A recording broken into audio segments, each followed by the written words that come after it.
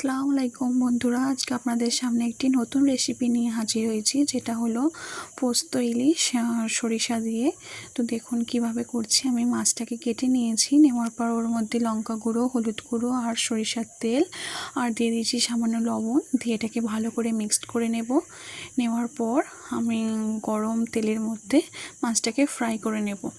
দেখতে থাকুন বন্ধুরা। অনেকেরই হয়তো ইলিশ মাছ ভীষণ ভীষণ ফেভারিট, আবার অনেকেই খেতে চান না, মাছে ভীষণ কাঁটা থাকে বলে, কিন্তু আমার ভীষণ এটা একটা প্রিয় মাছ বলতে পারেন। তো আমার কড়ার মধ্যে তেল গরম হয়ে গেছে, দেখতে পাচ্ছেন মাছগুলোকে দিয়ে দেওয়া হচ্ছে। এটাকে এবার আমি বেশ ফ্রাই করে নিচ্ছি, বেশ ভালো করে ভেজে নেবেন। আর ইলিশ মাছ বানিয়ে হলো সরিষার তেল ছাড়া কিন্তু ইলিশ মাছ একদমই অক্ষত যাকে বলতেন, যেটা মানায় না। তো দেখুন বন্ধুরা, আমি মাছটাকে এভাবে ভেজে নিয়েছি, নেওয়ার পর এটাকে তুলে নিচ্ছি।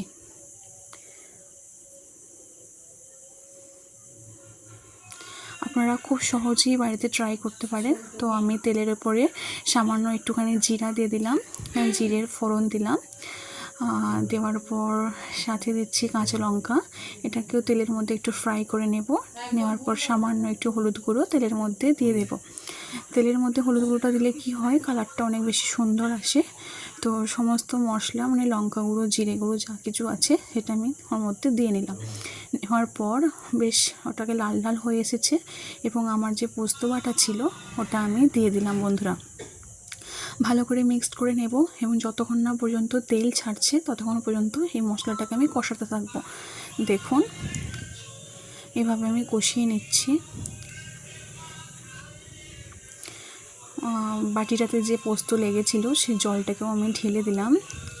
খুব সুন্দর একটা গ্রেভি তৈরি হয়ে গেছে, দেখতেই পাচ্ছেন। মানে এত সুন্দর হয়, এত সিম্পলভাবে। অবশ্যই কিন্তু কাঁচা লঙ্কা দেবেন, দিতে ভুলবেন না। ঢাকনাটা ঢেকে দিয়েছি, ঢাকনাটা ঢেকে দেওয়ার পর ওর মধ্যে এবার আমি মাছগুলোকে ছেড়ে দেব। দেখুন বন্ধুরা, আমি মাছগুলোকে ছেড়ে দিচ্ছি। বেশিক্ষণ আর সিদ্ধ করবো না, জাস্ট হালকা এটা ভাজা ভাজা হবে, তাহলেই কিন্তু আমার রেসিপিটা রেডি হয়ে যাবে। আপনারা অবশ্যই বাড়িতে ট্রাই করবেন এবং কমেন্ট করতে ভুলবেন না।